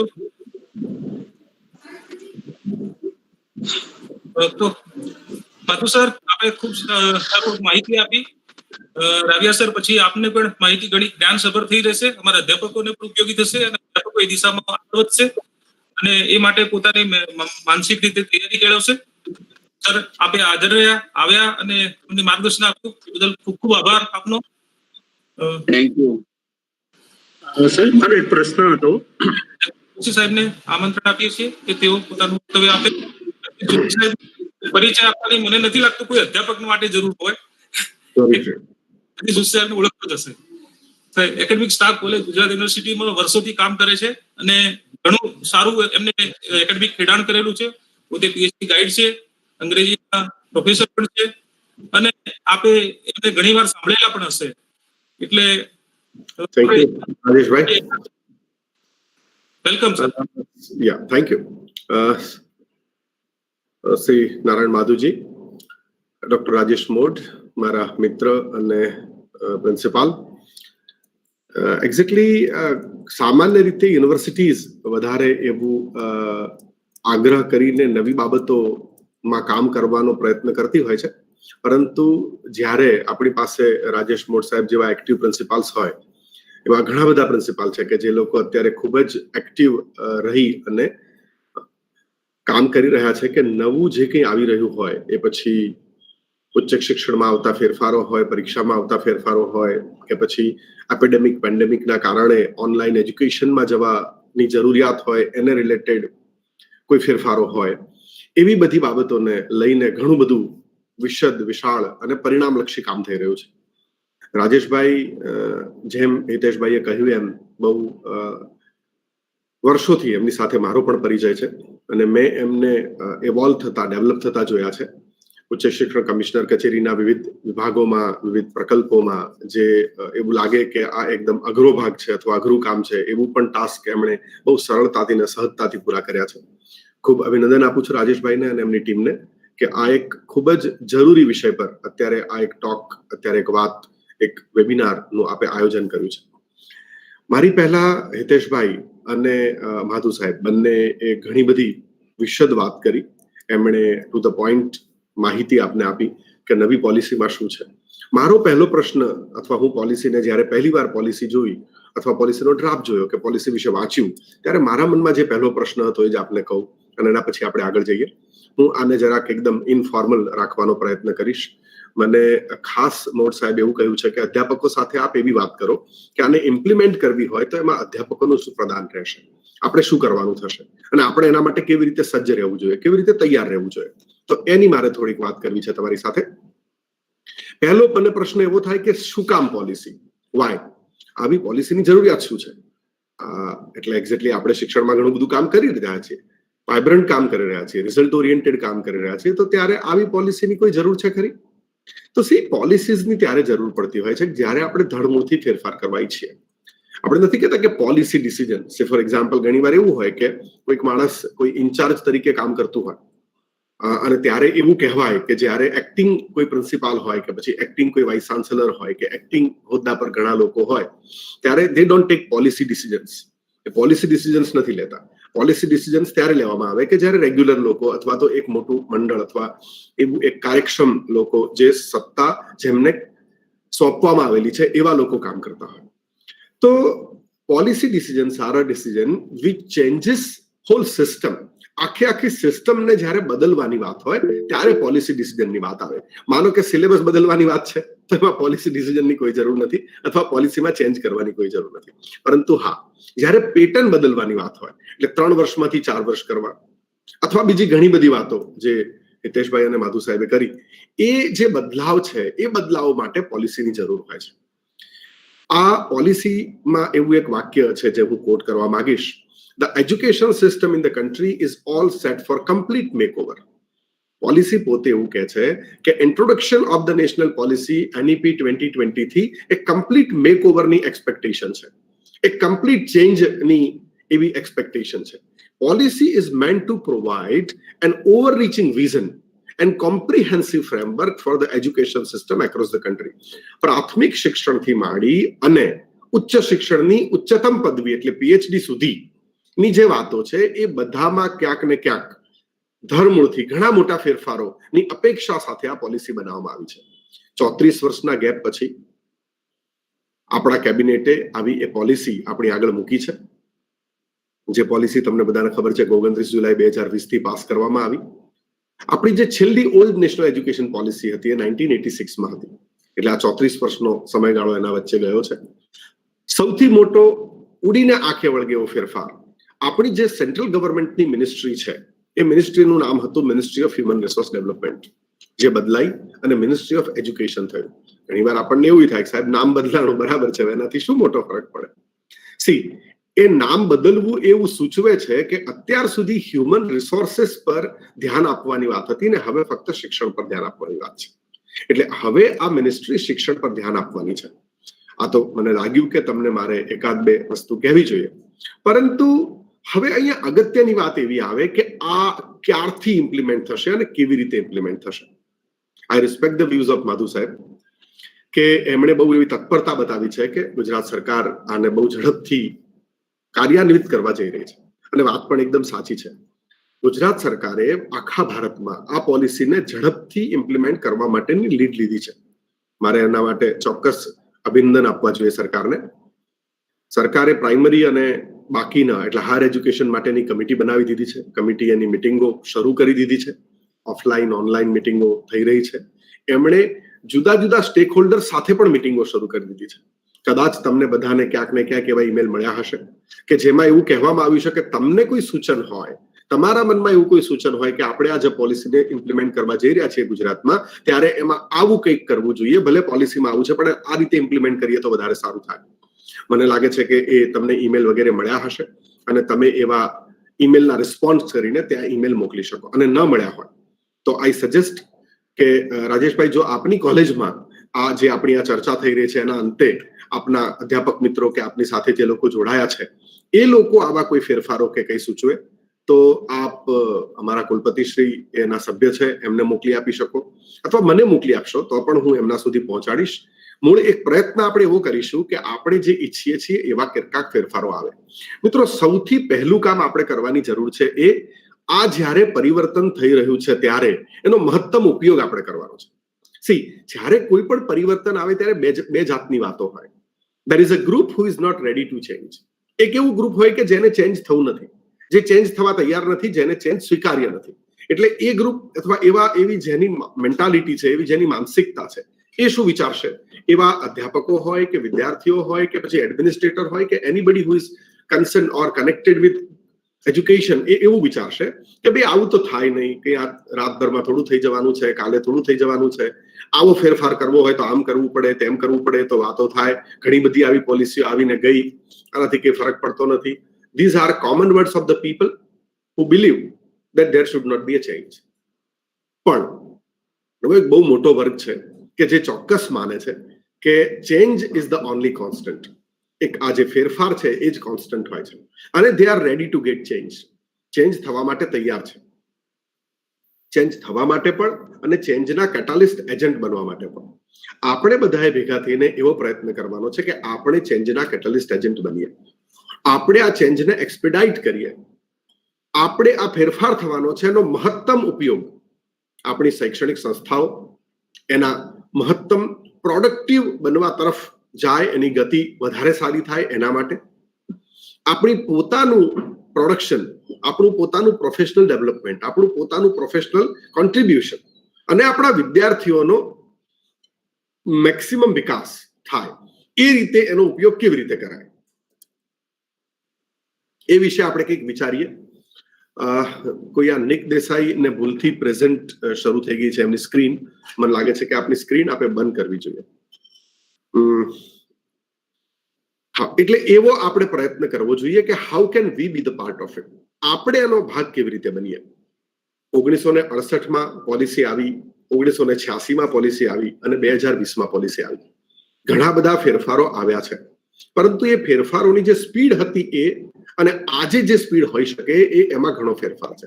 તમે જુઓ કે જે દિવસે આ પોલિસીને ઇમ્પ્લિમેન્ટ કરવામાં આવી, જાહેર કરવામાં આવી, એ જ દિવસે વેબસાઇટ ઉપર MHRD નું નામ બદલાઈને એજ્યુકેશન ડિપાર્ટમેન્ટ થઈ ગયું હતું. એનો મતલબ શિક્ષણ વિભાગે એક એવો ક્લિયર કટ ઇન્ડિકેશન આપ્યું, ભારત સરકારના શિક્ષણ વિભાગે, કે અમે આટલા ઝડપથી, આટલી ત્વરાથી એનું ઇમ્પ્લિમેન્ટેશન કરવા માંગીએ છીએ. What you want to do?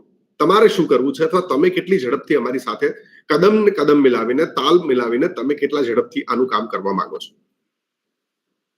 જે આસ્પેક્ટ છે એમાં બાબતો વિશે મોટા ભાગનું તમે જાણો છો. આજે હાયર એજ્યુકેશન અને હાયર એજ્યુકેશનની જેટલી પણ સંસ્થાઓ છે એમાં મેડિકલ અને લીગલ એજ્યુકેશનને છોડીને એ બધા ઉપરની રેગ્યુલેટરી બોડી જે છે એ એક જ હવે થવાની છે. That will be very beneficial two અસ. આપણને બધાને બહુ ઉપયોગી થશે. કેમ? કારણ કે અત્યારે એવું છે કે ઘણીવાર એનસીટીના નિયમો જુદા હોય, એનસીઆરટીના નિયમો જુદા હોય, જુદી જુદી સંસ્થાઓ, મેડિકલ કાઉન્સિલ જુદી રીતે કામ કરતી હોય, લીગલ બાર કાઉન્સિલ જુદી રીતે કામ કરતી હોય. લીગલ અને મેડિકલ આ બેને અલગ રાખીને એ સિવાયની જેટલી પણ સંસ્થાઓ છે એ એઆઈસીટી હોય કે યુજીસી હોય, એ બધાને એક જ છત નીચે એક જ નોર્મ્સ નીચે લાવવાની વાત છે. That will be very useful to us. એ આપણને બહુ ઉપયોગી થશે, જેથી કરીને આપણા જે ઘણા એવા પ્રશ્નો ઉભા થાય જે કોન્ફ્લિક્ટિંગ છે એ કોન્ફ્લિક્ટિંગ પ્રશ્નો દૂર થઈ જશે. એફિલિએટિંગ સિસ્ટમ જે છે એ 15 વર્ષમાં દૂર કરવાની વાત છે. એટલે 15 વર્ષ પછી કોઈ એફિલિએટેડ કોલેજ નહીં હોય, બધી કોલેજો સ્વતંત્ર હશે. એના માટેની આપણી તૈયારી આપણે વિચારવી જોઈએ કે અત્યારે એવું છે કે યુનિવર્સિટી સિલેબસ બનાવી દે છે અને આપણે ભણાવીએ છીએ. હા, તમારામાંથી ઘણા બધા લોકો બોર્ડ ઓફ સ્ટડીઝમાં હશે, ઘણા બધા લોકો ઘણી બધી સિનિયર કમિટીઝમાં હશે અને ત્યાં એમનું કોન્ટ્રીબ્યુશન આપતા હશે, પરંતુ છતાંય એ સિલેબસ ઓળખાય છે એક્સ યુનિવર્સિટીના સિલેબસ તરીકે. હવે જ્યારે ઓટોનોમસ કોલેજીસ બનશે ત્યારે એ તમારી કોલેજના સિલેબસ તરીકે ઓળખાશે. એટલે એ જરાક એક વિચારવાની વાત થશે. એના માટે આપણે સજ્જતા કેળવવાની વાત થશે. પ્રાઇવેટ અને પબ્લિક જે યુનિવર્સિટીઝ છે એના માટેના જે નિયમો છે એ એક સરખા કરી દેવાની વાત છે. અત્યારે ઘણી બધી વાર એવું કહેવામાં આવે છે કે પ્રાઇવેટમાં તો આ ચાલે, અથવા ગવર્મેન્ટમાં ના ચાલે, અથવા ગવર્મેન્ટમાં આવી રીતે જ કરવું પડે, પ્રાઇવેટમાં આવી રીતે જ કરવું પડે. એ બધા નિયમો સરખા કરવાની વાત છે અને બધા લોકોને એક સાથે જોડવાની વાત છે. એડમિનિસ્ટ્રેટિવ, એકેડેમિક અને ફાઇનાન્શિયલ ઓટોનોમી કોલેજીસને આપવાની વાત છે. હવે એકલી આમાંથી કોઈ પણ એક ઓટોનોમી હોય તો એનાથી કંઈ વિશેષ થાય નહીં. એટલે આ ત્રણેય પ્રકારની ઓટોનોમી મળશે તો that will be very useful to us.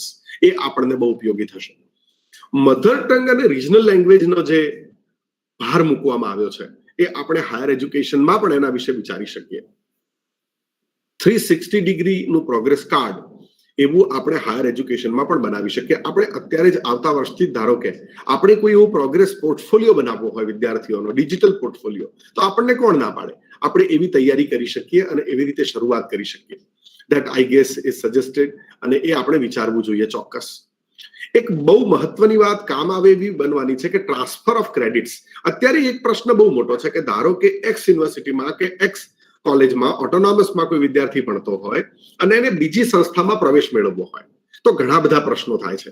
Syllabus સરખો હોવો જોઈએ, ક્રેડિટ સિસ્ટમ સરખી હોવી જોઈએ, વર્ષની સિસ્ટમ સરખી હોવી જોઈએ, તો જ એને એડમિશન મળે. એવી એક ક્રેડિટ સિસ્ટમની વાત છે જેના માટે આપણે બહુ સરળ વિચારવું પડશે કે એક એવી ક્રેડિટ સિસ્ટમ કે જેના બેંકની જેમ એના બેંકના ખાતામાં જમા છે પૈસા, એમ એની ક્રેડિટ જમા હોય અને એ વ્યક્તિ ક્યાંય પણ જાય, ક્યાંય પણ ભણવા જાય તો એની ક્રેડિટ એને ટ્રાન્સફર મળે.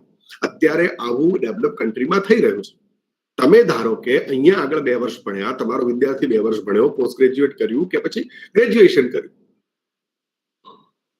માનો કે પૂરું ન કર્યું, પણ પછી એને જ્યારે પણ માનો કે કોઈ ડેવલપ કન્ટ્રીમાં એડમિશન લેવા જવું છે તો ત્યાં એ જેટલું ભણ્યો છે કલાકોના આધારે, જેવું ભણ્યો છે સિલેબસના આધારે એની ક્રેડિટ ટ્રાન્સફર થાય છે અને એને જ્યારે આગળનું ભણવાનું હોય ત્યારે એમાં એટલા વર્ષ ઓછું ભણવાનું થાય. તમે એવી કલ્પના કરી જુઓ કે આપણા ત્યાં 1 વર્ષ ભણશે વિદ્યાર્થી અને પછી એને 1 વર્ષ ભણ્યો હશે તો એને સર્ટિફિકેટ મળશે 1 વર્ષ ભણ્યો છે એવું. અત્યારે ધારો કે ફક્ત પ્રથમ વર્ષની માર્કશીટ કોઈ પાસે હોય એ પહેલા અને બીજા સેમિસ્ટરની, તો એની વેલ્યુ શું? તો 1 જ વર્ષ ભણેલો હશે તો એને સર્ટિફિકેટ મળશે, એટલે સર્ટિફિકેટ કોર્સ કર્યો છે એવું સર્ટિફિકેટ મળશે. 2 વર્ષ ભણ્યો હશે તો ડિપ્લોમા સર્ટિફિકેટ મળશે અને 3 વર્ષ ભણ્યો હશે તો ડિગ્રી સર્ટિફિકેટ મળશે, 4 વર્ષ ભણ્યો હશે તો ઓનર્સ ડિગ્રી સર્ટિફિકેટ મળશે. એટલે ધેર વિલ બી વેલ્યુ. અને એવું જ નહીં, એની ટાઈમ એન્ટ્રી અને એની ટાઈમ એક્ઝિટ ઇઝ પોસિબલ. એ ગમે ત્યારે એન્ટર થઈ શકે, ગમે ત્યારે બહાર જઈ શકે. This will also B very useful to અસ. હવે આપણી સજ્જતાની જ્યારે વાત છે ત્યારે મિત્રો મને એવું મોટા ભાગે લાગે છે કે આમાંની ઘણી બધી બાબતો આવતા વધુમાં વધુ 3 થી 4 વર્ષમાં આપણી વચ્ચે આવી જશે. મિક્સ ઓફ ઓનલાઈન ઓફલાઈન એ તો આપણે હવે શીખી ગયા છીએ. તો એક આપણે જે ભણાવીએ છીએ એના વિશે સજ્જતાની વાત કરું ખાસ કરીને, તો એમાં સજ્જતાની એક્સપેક્ટેશન એવી છે કે આપણું હવે પછીનું એજ્યુકેશન વધારે સ્કિલ બેઝ હોવું જોઈએ, નહીં કે થિયરી બેઝ. એટલે આપણે અત્યાર સુધી જે શિક્ષણ આપીએ છીએ અને મોટા ભાગે મને લાગે છે કે 70-80% પ્રકારે અથવા 70-80% પ્રમાણનું જે શિક્ષણ હોય છે એ એવું હોય કે જે થિયરી બેઝ છે. આપણે એવું કંઈક વિચારવું પડશે કે આપણે આપણા સિલેબસને વધારે પ્રેક્ટિકલ બેઝ કેવી રીતે બનાવી શકીએ અને કેવી રીતે ભણાવી શકીએ. That is the first challenge we need to face. એની સાથે જોડાયેલી જ ઘણી બધી ચેલેન્જીસ છે. આજનો વિદ્યાર્થી એવો છે કે who is a digital native. એની પાસે ઇન્ફોર્મેશન તો ઘણી બધી છે. હવે ઇન્ફોર્મેશનને ખાલી ઇન્ફોર્મેશન ટ્રાન્સફર જો આપણે કરવાના હોઈએ તો એનો કોઈ મતલબ નથી. એટલે આપણે કંઈક એવું વિચારવું પડે, આપણે એવી રીતે કામ કરવું પડે કે જેથી કરીને આપણે જ્યારે વિદ્યાર્થીઓને ભણાવીએ ત્યારે વિદ્યાર્થીને એવું ફીલ થવું જોઈએ કે મને કંઈક મળી રહ્યું છે. I am getting something in terms of skill. અને એને એવું લાગે કે હું જ્યારે અહીંયાથી નોકરી કરવા માટે બહાર જઈશ અથવા અહીંયાથી જ્યારે સમાજમાં જઈશ કે સોસાયટીમાં જઈશ કે પછી હું જ્યારે દુનિયામાં જઈશ અને દુનિયાને કોમ્પિટિટિવલી ફેસ કરવા જઈશ ત્યારે મારી પાસે શું હશે, વોટ શેલ આઈ હેવ, એવી કઈ સ્કિલ મારી પાસે હશે કે જેના આધારે મને નોકરી મળશે. સર્ટિફિકેટની વેલ્યુ દિવસે દિવસે ડિટોરેટ થતી જાય છે. એટલે આપણે એવું વિચારવાનું થશે કે હું જે પણ ભણાવું, મારા સિલેબસમાં જે પણ હોય એનાથી ખરેખર એને શીખવા શું મળશે. What will be the life skills he is getting, what will be the professional skills he is getting. કઈ એવી પ્રોફેશનલ સ્કિલ ડેવલપ થાય છે. આપણા સિલેબસને પણ સ્કિલ બેઝ પોલિસી એવી વાત કરે છે કે 64 કળાઓમાં પ્રવીણ થાય અથવા 64 કળાઓમાંથી કેટલીક કળાઓનું જ્ઞાન એને મળે એ બહુ જરૂરી છે. તો અહીંયા જ્યારે 64 કળાઓની વાત થાય છે ત્યારે આ 64 કળાઓ એ કમ્પેરેટિવલી જે હિતેશભાઈએ વાત કરી કે લાઈફ સ્કિલની વાત છે, યુનોએ જે વાત કરી છે કે પછી આપણી આગળ માધુ સાહેબે વાત કરી કે આપણે સ્કિલ બેઝ એજ્યુકેશન કરવાની વાત છે, એ જ છે. એટલે કૌશલ્ય પ્રશ્ન એવો છે કે બહુ સરસ મુદ્દો અને બહુ સરસ એક્ઝામ્પલ આપ્યું હતું હિતેશભાઈએ કે એક MA કરેલો વિદ્યાર્થી MA અંગ્રેજી કરીને બહાર જાય અને પછી એને પ્રૂફ રીડ કરતા ના આવડે, સ્પેલિંગ હોય, એના કન્સ્ટ્રક્શન ખોટા હોય અને ગ્રામેટિકલ એરર્સ હોય, એ અંગ્રેજીમાં 4 વાક્યો સારી રીતે ન બોલી શકે, એ કમ્યુનિકેટ ના કરી શકે, રિટન હોય કે ઓરલ, તો એનો મતલબ શું છે. એવી જ રીતે આપણા વિદ્યાર્થીઓ જે પણ ભણે, વોટ એવર દે સ્ટડી, એ જે પણ ભણે છે એ કમ્યુનિકેટ કરી શકવા જોઈએ, એ એમને આવડવું જોઈએ. આજે ફિઝિક્સ હોય, કેમિસ્ટ્રી હોય, એનો પ્રેક્ટિકલ લાઈફ યુઝ એમને આવડવો જોઈએ. 3 ઇડિયટ્સ મૂવી જોઈએ ત્યારે આપણે આમ મેસ્મરાઇઝ થઈ જઈએ કે એ શિક્ષણનો પ્રેક્ટિકલ ઉપયોગ કેટલો બધો કર્યો છે. આમાંનું કેટલું આપણે વિચારી શકીએ. માધુ સાહેબે બહુ સરસ એક્ઝામ્પલ આપ્યું હતું કે એક એન્જિનિયર હોય, ઇલેક્ટ્રિક એન્જિનિયર, અને એને એક સામાન્ય ઇલેક્ટ્રિકનો ફોલ્ટ થાય તો ઇલેક્ટ્રિશિયનને બોલાવવું પડે. See, so this is not something which is expected. આપણે આપણું નાનું મોટું કામ, રોજબરોજનું કામ આપણે જાતે કરી શકીએ, આપણને એની સ્કિલ આવડે અને એમાં ઇનોવેશન લાવી શકીએ. ઇનોવેશન એ શું છે? આફ્ટર ઓલ ન્યૂ થિંગ્સ એ શું છે? આપણા જીવનને સરળ, વધારે સારું, વધારે પરફેક્ટ, ચીપ બનાવવાની કોશિશ કરવી, વધારે સુખ સગવડ વાળું. See, these things are important. તો આ જે ઇમ્પોર્ટન્ટ વસ્તુઓ છે એ જ રિસર્ચમાં રિલેટેડ છે. તમે યાદ કરો કે પહેલો મોબાઈલ ફોન આપણે જોયો હશે અથવા આપણે હાથમાં લીધો હશે, કેવો હતો, એના ફંક્શન શું હતા, અને આજનો મોબાઈલ ફોન જોઈ લો. સી, ધીસ ઇઝ આ એક જીવતું જાગતું ઉદાહરણ છે કે કેટલા બધા ઇનોવેશન અને કેટલી બધી શોધ થઈ. So this is how we have to look at it કે આપણા વિદ્યાર્થીઓ જે ભણે છે એમાંથી જીવનમાં ઉપયોગી કેટલું થશે એ કેવી રીતે આપણે એમના સુધી પહોંચાડીશું. That is more important than just completion of the syllabus. આપણે આપણી સજ્જતા 2 રીતે કરવાની થશે. આપણે પહેલું કામ, આપણો મોડ ઓફ એજ્યુકેશન, એમાં ઘણો બધો ફેરફાર આવવાની શક્યતા છે.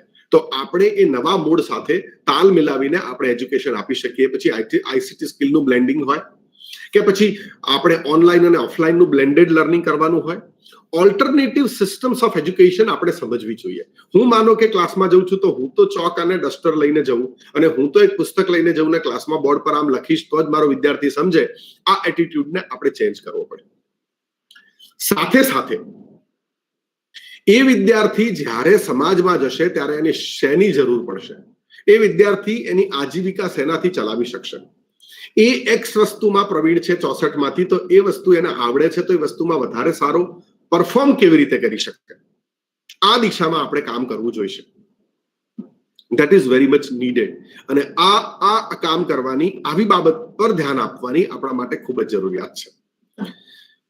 રિસર્ચિસ માટે અને ઘણા બધા પ્રકારના જે પ્લેટફોર્મ્સ છે એના માટે પણ આપણે જોડે રહીને સાથે રહીને કામ કરવાનું થાય.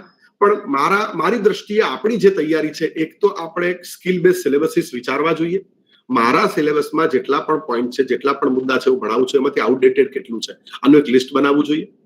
સ્કિલ બેઝડ વસ્તુઓને મારે સ્કિલ સાથે ઇન્ટિગ્રેટ કરવી હોય તો કેટલી ઇન્ટિગ્રેટ થાય એ વસ્તુ વિચારવી જોઈએ. 2, મારે પોતાને કઈ સ્કિલ શીખવાની જરૂર છે એ વિચારવું જોઈએ, ઇન્ટ્રોસ્પેક્શન કરવું જોઈએ અને એ સ્કિલ શીખવા તરફ પ્રયત્ન કરવો જોઈએ.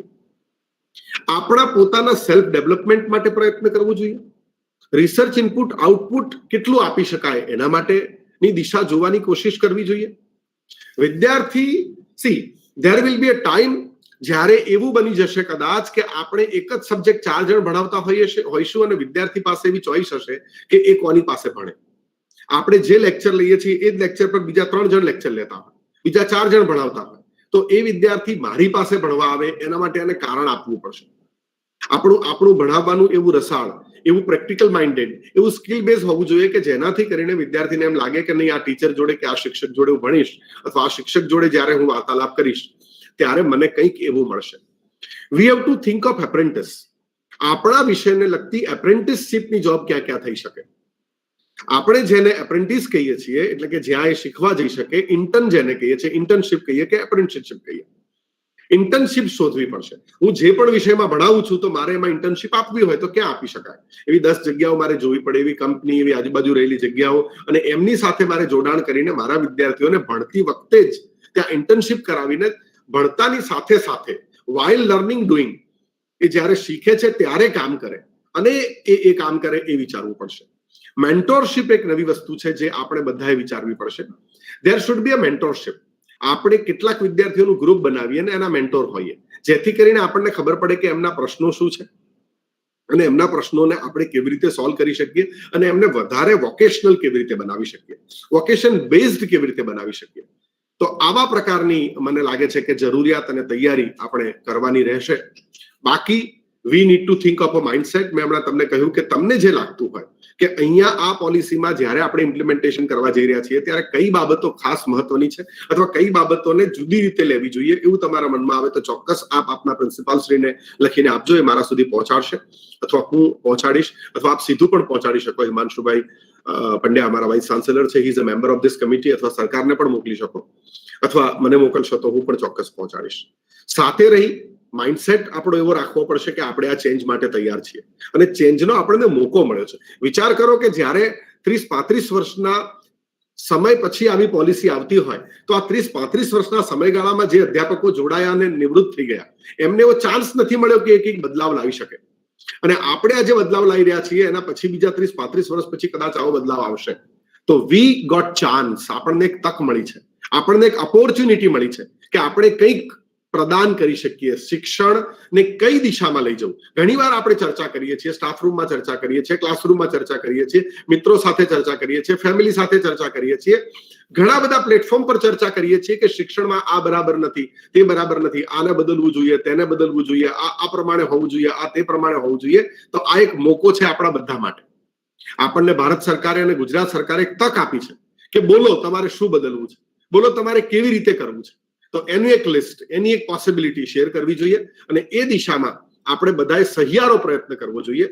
એવો પ્રયત્ન કરવો જોઈએ કે જેથી કરીને આપણું પોતાનું પ્રોફેશનલ સ્ટેન્ડર્ડ અપ થાય, આપણા પોતાનું પ્રોફેશનલ સ્ટેન્ડર્ડ સુધરે અને સાથે સાથે આપણે આપણું ભારતનું ભવિષ્ય, આપણા વિદ્યાર્થીઓ એમનું પ્રોફેશનલ ડેવલપમેન્ટ થાય અને એ ભારત માટેનું ઉજ્જવળ ભવિષ્ય બની રહે.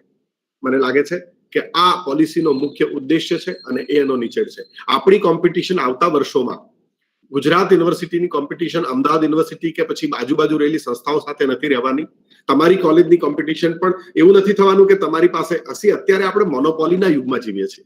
વિદ્યાર્થીઓએ એડમિશન લેવું હશે તો મારી પાસે આવવું જ પડશે. ટૂંક સમયમાં આપણી આજુબાજુ Oxford university, Cambridge university, Stanford university એના કેમ્પસીસ થશે અને એવું આપણે આ પોલિસીમાં ખોલી દીધું છે. જે ટોપ 100 યુનિવર્સિટીઝ ઓફ ધ વર્લ્ડ છે એ હવે કેમ્પસીસ કરી શકશે. સમય એવો આવશે કે આપણે ખરેખર એમના જેવું પીરસવું પડશે અથવા એમના કરતા સારું પીરસવું પડશે તો જ વિદ્યાર્થીઓ આપણી પાસે આવશે. ઘણા બધા એવા હજારો ઉદાહરણો છે. મારે કોઈ પર્ટિક્યુલર ઉદાહરણ નથી લેવું, પણ એવા ઉદાહરણો છે કે જેમાં જે સંસ્થામાં લોકો પડાપડી કરતા હતા એડમિશન લેવા માટે, આજે ત્યાં કોઈ એડમિશન લેવા માટે જવા તૈયાર નથી અને એવી તરત 2, 5, 10 વર્ષ પહેલા આવેલી સંસ્થા એમાં લોકો આજે એડમિશન માટે લાઈન લગાવે છે. તો આપણે એવું કંઈક કરવું પડશે સાથે રહીને કે જેથી કરીને આપણું ભવિષ્ય અને આપણા વિદ્યાર્થીઓનું ભવિષ્ય ઉજ્જવળ બને. મને અહીંયા આપની સાથે વાત કરવાની તક આપી એ બદલ મિત્ર અને આપના કોલેજના પ્રિન્સિપાલ, વિસનગર ગવર્મેન્ટ કોલેજના પ્રિન્સિપાલ એવા રાજેશભાઈ મોડ સાહેબ, એમનો આભાર માનું છું. હિતેશભાઈ, મારી સાથે અમે ઘણી બધી પ્રોજેક્ટ્સમાં સાથે કામ કરીએ છીએ. એક ફરીવાર એમની સાથે એક પ્લેટફોર્મ શેર કરવાનો મોકો મળ્યો, એની પણ પોતાની મજા હોય છે. અને માધુ સાહેબ, જેની સાથે પણ મને ક્યાંક ને ક્યાંક કામ કરવાની તક મળે છે, મોકો મળે છે, એમની સાથે પણ રહેવાનો તક મળી. અને આપ સર્વેની સાથે તો કોઈક ને કોઈક પ્લેટફોર્મ પર મળવાનું થયું જ છે. I can see many faces. ઘણા બધા ચહેરા મને અહીંયા દેખાઈ રહ્યા છે જે પરિચિત છે, ઘણા બધા નામ દેખાય છે જે પરિચિત છે. અને તમારી સાથે કોઈક ને કોઈક પ્લેટફોર્મ પર કામ કરવાની તક મળી છે. એ લોકો સાથે ફરીથી એકવાર મળવાનું મળ્યું, એ માટે સંસ્થા અને ખાસ કરીને રાજેશભાઈનો આભાર માનું છું. Thank you very much. આભાર જગદીશભાઈ, ખૂબ સારી માહિતી આપી. અમને લાગે છે કે અમે નેશનલ એજ્યુકેશન પોલિસી વિશે ઘણા બધા અજ્ઞાત હતા. આપ ત્રણના સહકારથી ઘણી બધી માહિતી મેળવી શક્યા છે, વિદ્યાર્થીઓ માહિતી મેળવી શક્યા છે અને એક વિઝન પણ મેળવી શક્યા છે. સાહેબ, આપણે એક પ્રશ્ન પૂછું છું. આ જે નેશનલ એજ્યુકેશન પોલિસી છે એમાં યુનિવર્સિટીઓનો રોલ શું છે? એક પ્રશ્ન છે કે યુનિવર્સિટીઓનો હવે રોલ શું રહેશે, અને બીજું કે અધ્યાપકોની ક્વોલિફિકેશન બદલાવાની શક્યતા ખરી? અધ્યાપકોની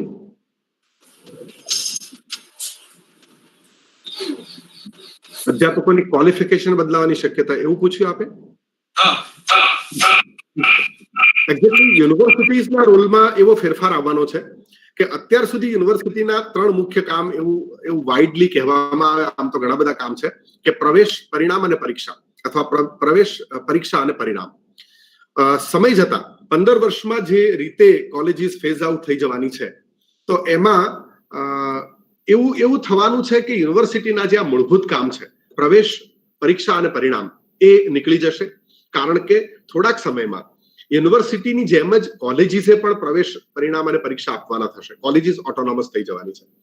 એટલે એક બહુ સિમ્પલ વાત છે કે ઓટોનોમસ કોલેજ થશે એટલે કોલેજ પોતે જ યુનિવર્સિટી થશે, પોતાની ડિગ્રી આપશે.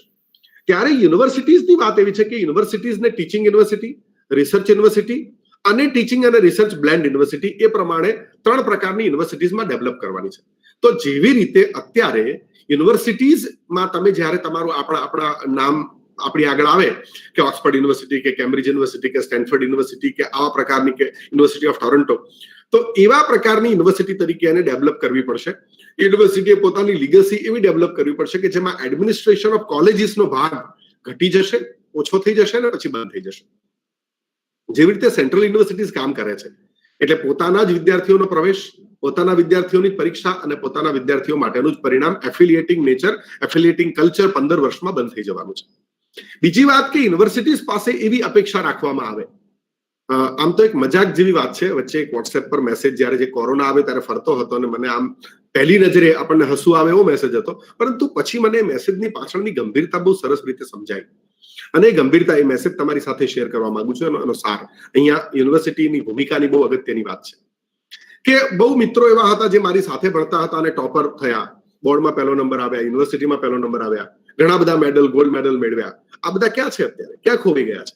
એક આવડો કોરોના એ આખા વિશ્વને જો ભયભીત કરી દેતો હોય, તો આપણા આ શિક્ષણનું, આપણા રિસર્ચનું, આપણા ઇનોવેશનનું, અને આપણે અત્યાર સુધી જે આટલા કરોડો રૂપિયા શિક્ષણ પાછળ અને કરોડો રૂપિયા સંશોધન પાછળ ખર્ચ્યા, એની વેલ્યુ શું? બહુ અગત્યનો પ્રશ્ન છે.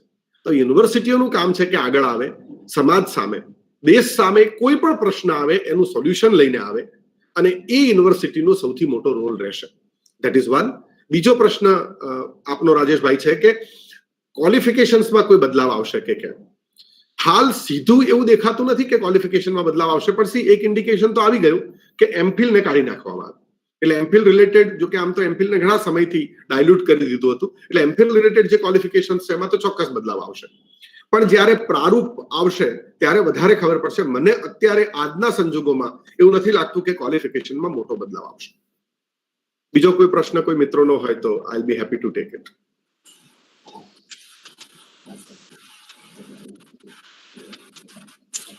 મેં જે જોશી સાહેબ પૂછ્યું હતું આપને એટલા માટે કે 3ની જગ્યાએ 4 વર્ષથી થાય છે ને ગ્રેજ્યુએશન.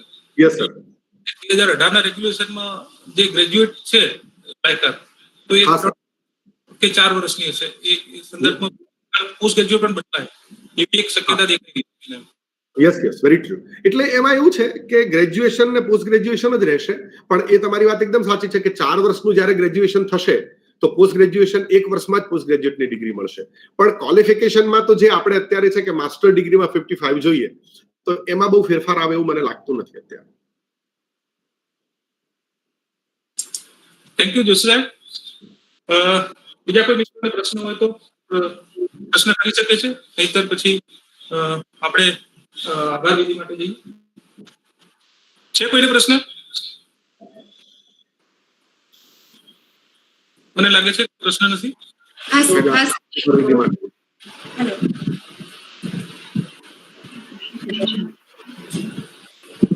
ઓકે, આભાર વિધિ કરીએ એ પહેલા એક એનાઉન્સમેન્ટ છે કે ચેટ બોક્સમાં ફીડબેક ફોર્મ માટે લિંક અપલોડ કરી દેવામાં આવે છે, તો પ્લીઝ તમે એ ફીડબેક ફોર્મની લિંક ભરી દેજો જેથી કરીને ઈ સર્ટિફિકેટ આપી શકાય. So it's about multitasking. Overall, I have understood a lot of things, and with that, I thought why not to start up with all those skills to present that yes, we are ready for that. So with this, we conclude our webinar. On behalf of MN College Visnagar, I am thankful to Shri Narayan Madhu sir, additional commissioner from Commissioner of Higher Education, Gandhinagar, for sparing his valuable time with us. I am thankful to our speakers, Dr. Jagdish Joshi sir and Dr. Hitesh Ravia sir, for sharing their ample knowledge with us.